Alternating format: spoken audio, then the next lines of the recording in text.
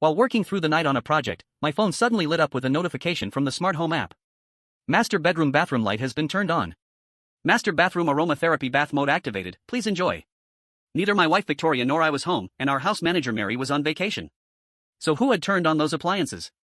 I checked the app again, then called Victoria. Victoria, why didn't you tell me you were coming home? She looked confused on the video call. Miss me already? Honey, this project is really important. I won't be back until tomorrow night at the earliest. I rubbed my temples. Sorry, I've been so busy I lost track of time. See you tomorrow.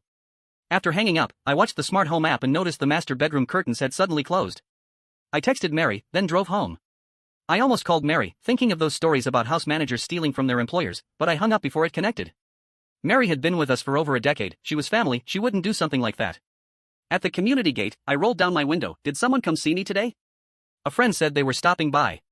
The guard shook his head. No outside visitors registered today. Maybe they changed their mind? I nodded. Probably, thanks. Just then, Mary video called me. She was at home with her kids. Mary, take a few more days off. Spend time with your family. I'll make sure you're compensated. I ended the call and my smile vanished. Mary wasn't here, so had someone broken in? But why would a thief use the bathtub? When I reached the villa, the master bedroom lights were on. My chest tightened. Someone was inside. Who? I opened the front door quietly. Before I could turn on the lights, moonlight showed me Victoria's slippers had been moved. I distinctly remembered lining up our shoes before I left. Was someone secretly living here, like in those news stories? Afraid the intruder might panic, I grabbed the baseball bat from behind the door. But just as I started up the stairs, Victoria appeared at the second floor landing in her bathrobe and turned on the first floor lights. Dylan, what are you doing back? She toweled right her hair and clicked her tongue at the bat in my hand, and with that? I exhaled. Just got off work, saw your shoes had been moved and thought we had a burglar. Victoria, you didn't tell me you were coming home. You scared me. Then something hit me. Wait, didn't you say you wouldn't be back until tomorrow night? Victoria ran down and pulled me into a hug. That was the plan, but when you called, I knew you must have missed me, so I rushed back. I wanted to surprise you. Her expression when she saw me was perfect, delighted, loving. Her words were sweet. But the fresh scent on her didn't match. The bathroom light had been on for a while. She said she'd just gotten back. She was lying. Aromatherapy bath mode leaves a fragrance, but she only smelled of her usual body wash. Victoria was lying to me, and someone else had been using my bathtub. She was cheating. I checked my phone for the bath in time. It had stopped right before I arrived. My house only had one entrance. Whoever used my bathtub was still here. I smiled and moved past her toward the stairs. Thanks, Victoria, I'm tired. I'm going to wash up. She opened the master bedroom door for me, looking pleased with herself. I heard the sound downstairs and knew it was you. Look, I even drew the bath for you. I walked into the bathroom and glanced at the screen. Bath mode activated. She always used aromatherapy mode, but she never wore this particular scent. Then I heard something drop. I walked back into the bedroom and stared at the wardrobe. Victoria glanced at the collectible model on the nightstand and exhaled quietly. But I wasn't looking at that, I was staring at the wardrobe. That row of custom cabinets was big enough to hide someone. The moment my hand touched the door. Wait, Victoria said. Dylan, I brought you a gift, it's over there. She pointed at the model on the table. My eyes lit up. Is this the limited edition I've been waiting years for? Distracted, I turned it over in my hands, then, while Victoria wasn't looking, I yanked the wardrobe open. I searched left to right, top to bottom, no one. Victoria straightened the clothes inside, her voice perfectly even. Which pajamas do you want, Dylan? There was nowhere else to hide. Maybe I was overthinking it, maybe no one was here. I pointed to my usual set and let my guard down. Must be a system glitch, some program starting on its own. For security, I had facial recognition cameras at the front door and a hidden camera inside pointing at the entrance. Anyone other than Victoria or me would trigger an alert on my phone. The next day, right after lunch at the office, the smart home app pinged again. Master bedroom bathroom light has been turned on. Master bathroom aromatherapy bath mode activated, please enjoy. I pulled up the surveillance footage, 10 times speed. From the moment I left, no one entered the house. Must be a bug in the new smart home system. I told my assistant to schedule an upgrade and dismissed the notification. That evening, I had dinner with Jason, an old friend I hadn't seen in a while. We talked about childhood dreams. I smiled and pulled up a photo on my phone. Look what my wife brought me from her business trip. Jason studied it. This is a limited edition, hard to find now. Too bad about the lipstick mark on it, kind of ruins the collectible. I froze. Why would Victoria put lipstick on a model? It didn't even come in a gift box. Or had she bought me a counterfeit? I video called Victoria. When I told her, she apologized quickly. Sorry, Dylan, I noticed my lip color looked pale and touched it up at my vanity. I don't know anything about collectibles. I'll get you another one. This model was years old, nearly impossible to find. I was already grateful she'd managed to get one at all. I smiled and dropped it. Then my phone pinged again. The bathtub was in aromatherapy mode. It ended over an hour later. Victoria never washed that fast. The system really was broken. A week later, I was about to board a train for a business trip to the neighboring city when the security guard called. Mr. Sullivan, your friend just registered your unit number and went in. I'd mentioned that once. I didn't expect the guard to remember, or to actually pass it along. I left the boarding gate and opened the surveillance app. 3 minutes later, Victoria appeared at the front door. No one was with her. But she knocked first, waited a few seconds, then went in. I scrolled back on the camera feed opposite the door. When I reached the timestamp of her entry, a shirtless man stood inside the doorway, arms open to welcome her. I ran out of the station, hailed a taxi, and offered the driver double to get me home as fast as possible. He pushed the speed limit. My chest ached. If I caught them in the act, what then? Would it end in divorce? We'd been together 10 years, campus romance, graduation, marriage. She said she wanted to focus on career before family, put off having kids. I agreed. Our relationship had always been harmonious. She even shielded me from both our parents' pressure about grandchildren, said she wanted me to enjoy my youth. But now I wondered, did she not want children, or had she already had them with someone else? 3 kilometers from home, we hit traffic. I stared at the sea of cars ahead. Then my phone pinged. Master bathroom aromatherapy bath mode activated, please enjoy. I threw cash at the driver, got out, and unlocked a shared bike by the roadside. I pedaled like my life depended on it. At the community gate, I parked and stood there, staring at the door.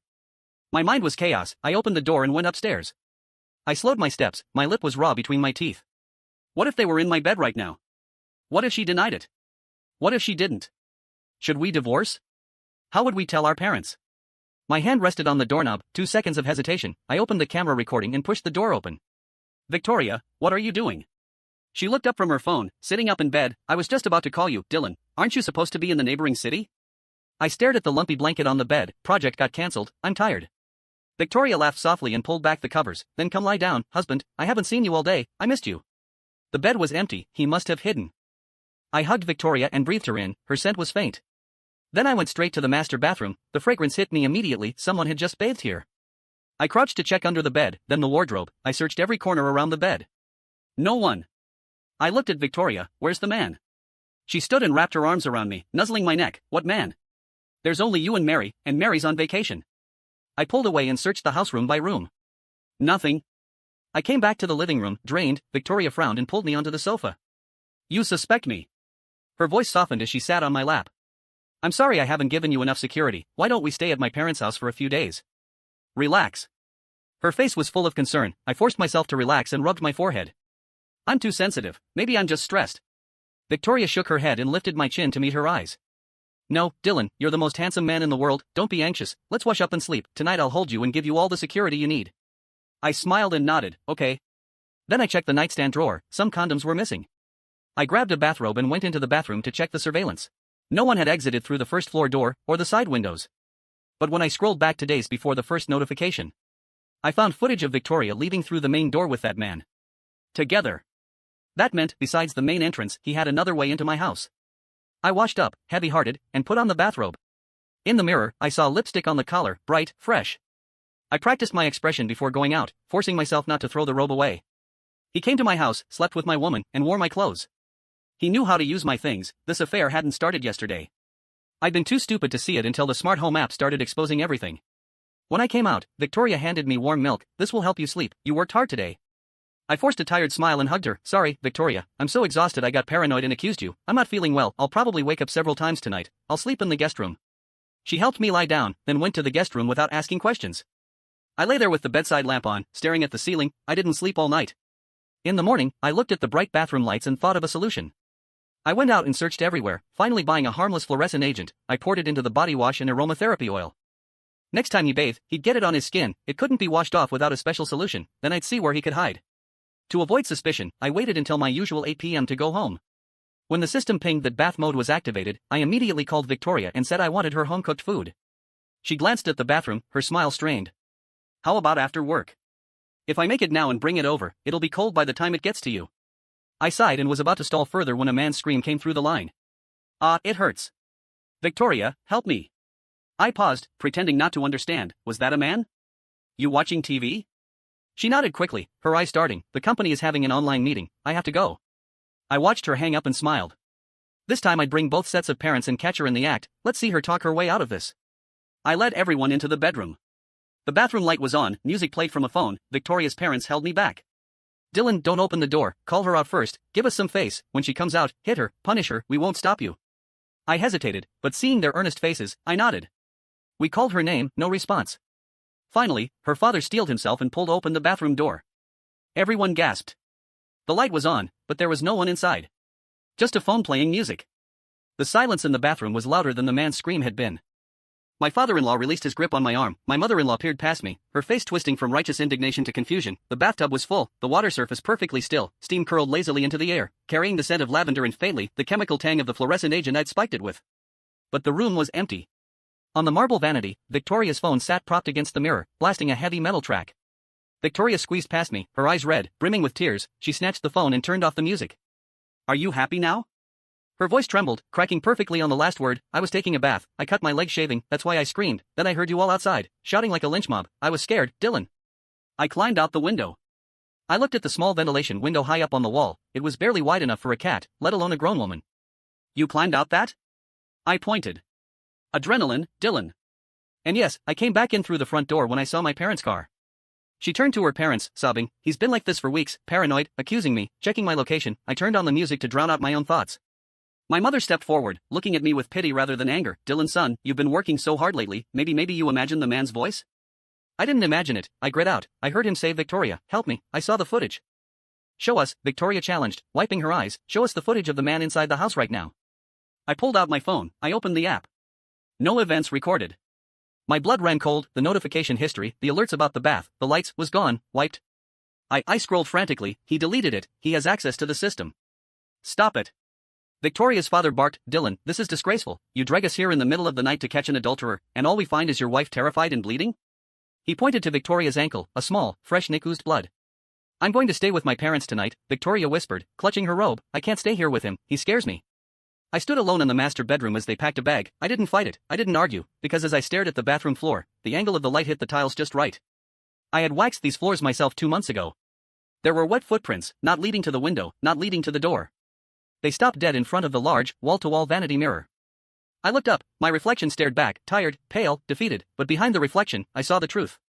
"Okay," I said, my voice eerily calm. "I'm sorry, I need help, go, I'll see a doctor tomorrow." Victoria looked at me, surprised by my sudden surrender. For a split second, the mask slipped, a look of cold, calculating assessment replaced the tears, then she nodded. "Get some sleep, Dylan." I waited 2 hours after they left. I sat in the dark living room, listening to the house settle. The smart home system was compromised. That meant whoever he was watching me. I couldn't trust the cameras, I couldn't trust the locks.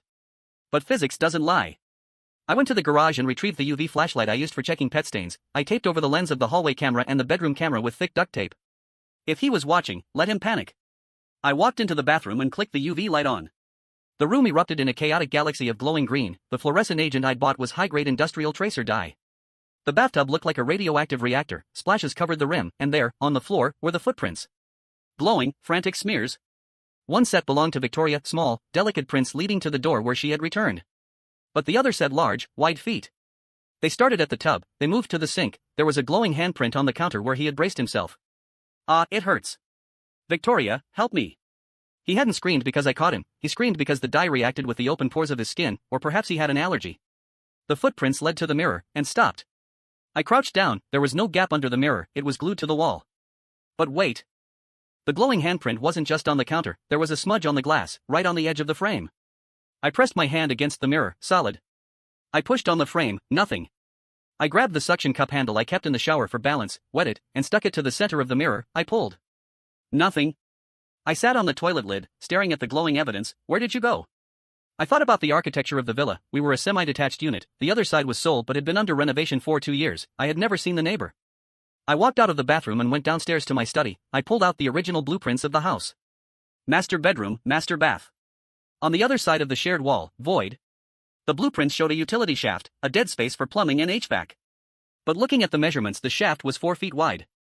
I went back upstairs, I looked at the mirror. "Open sesame," I whispered. Nothing happened. I grabbed the baseball bat I had used days ago. If I broke the mirror, and there was just a wall behind it, I was insane. If I broke it and found a room, I was a victim. I swung the bat. Crash. Shards of silver glass rained down into the sink. Behind the glass was not drywall, it was a dark, hollow space, and beyond that the back of another mirror. It was a two-way mirror mechanism, set on a sliding track, but I had shattered the glass before finding the latch. I cleared the jagged edges and climbed through the frame. I stepped onto the floor of the utility shaft. It wasn't a shaft, it was a narrow corridor, lit by a strip of LED lights running along the floor. The air smelled of stale sweat and my cologne. I walked down the narrow passage. It ran the length of the house, sandwiched between my walls and the neighbors. At the end of the hall, there was a small setup, a sleeping bag, a camping stove, a bank of monitors. I looked at the screens. Bedroom, kitchen, living room, even the bathroom. He had cameras behind the mirrors. He had been watching us, watching me. On a small table sat a row of bottles, my wine, my scotch, and the collectible model Victoria had bought me. It wasn't a gift. He had stolen it from my storage unit, played with it, marked it, and she had given it back to me to cover the theft. I touched the sleeping bag. It was still warm. He hadn't left. He was close. I saw a door on the opposite side of the hideout. It led into the adjacent villa, the renovation unit. I pushed the door open.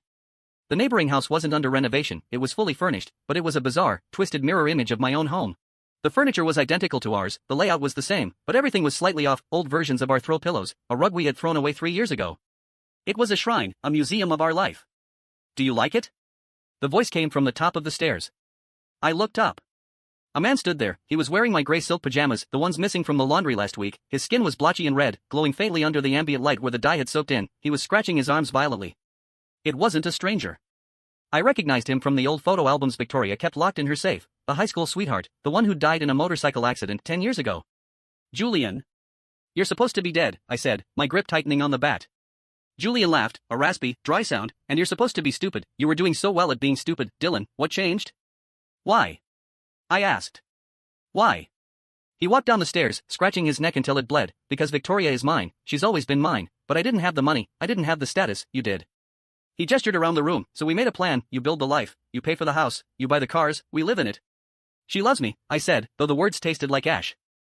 She loves the stability, Julian sneered. She loves that you're boring and safe and rich, but she needs me. Who do you think satisfies her when you're working late? Who do you think comforts her when you're on business trips? I've been sleeping in your bed since the week you moved in. He took a step closer. He was bigger than me, stronger looking, despite the rash covering his body. And now, Julian said, picking up a heavy wrench from a nearby table, you've ruined the bath. My skin is burning, Dylan, it really burns. I didn't fight him, I ran. I scrambled back through the door, into the secret corridor, and dove through the shattered mirror into my bathroom.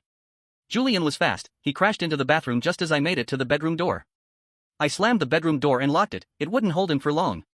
I sprinted downstairs, grabbing my phone. My hands were shaking so hard I almost dropped it. I didn't call the police would take 10 minutes, I had 10 seconds. I needed Mary. Wait, Mary, the house manager. Mary, take a few more days off. Julian had been the one to scare Mary away. He probably terrorized her whenever I wasn't home.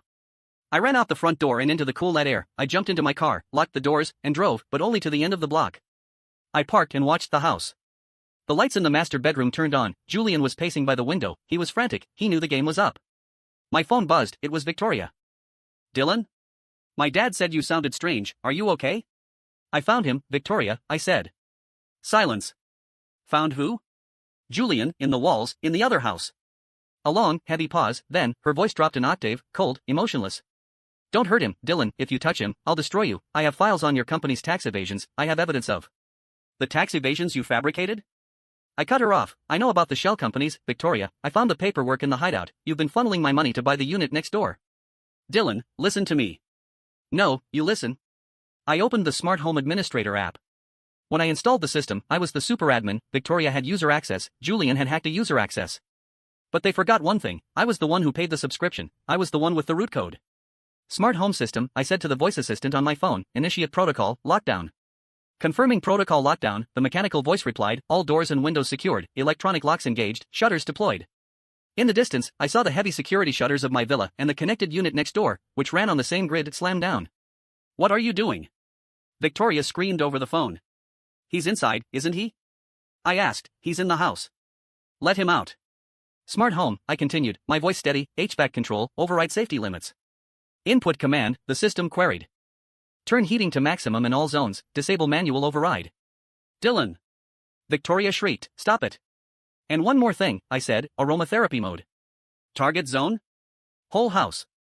Dispensing agent. I had replaced the lavender oil earlier, not with fluorescent dye this time. While searching the garage for the UV light, I had found the pest control canisters Mary used for fumigation, concentrated insecticide. I poured the entire bottle into the central tank. Enjoy the bath, Julian, I whispered. I hung up the phone. I sat in my car and watched. It took about 10 minutes before the movement started. I could see shadows thrashing against the second-floor windows, but the storm shutters were reinforced steel. They were designed to keep out hurricanes and burglars. They were doing a great job keeping one in. The heating system in that house was industrial grade, it could bring the temperature up to 100 degrees Fahrenheit within 20 minutes. Combined with the insecticide mist pumping through the vents, it wouldn't kill him, not immediately, but it would be hell on earth, especially with his skin already raw and reacting to the fluorescent dye. My phone blew up with calls, Victoria, her parents, then, finally, the police. I waited for the sirens. When the police arrived, I stepped out of the car, hands raised. My house, I told the officer calmly, there's an intruder locked inside, he's armed and dangerous. I activated the security system. Sir, we have a report of a hostage situation, the officer said, hand on his holster. No hostage, I said, just a burglar, and my wife, she might be an accomplice. Victoria arrived 10 minutes later, screeching into the driveway. She tried to run to the door, but the police held her back. He's in there. He's dying, she screamed, pointing at me, he poisoned the air. The fire department had to use hydraulic spreaders to pry the front door open. When they brought Julian out, he was unconscious, stripped down to his underwear, his skin bright red and blistering. He was alive, but he would wish he wasn't. The police searched the house, they found the tunnel behind the mirror, they found the surveillance equipment, they found the stolen items. And they found the DNA evidence, 10 years of it. It's been 6 months.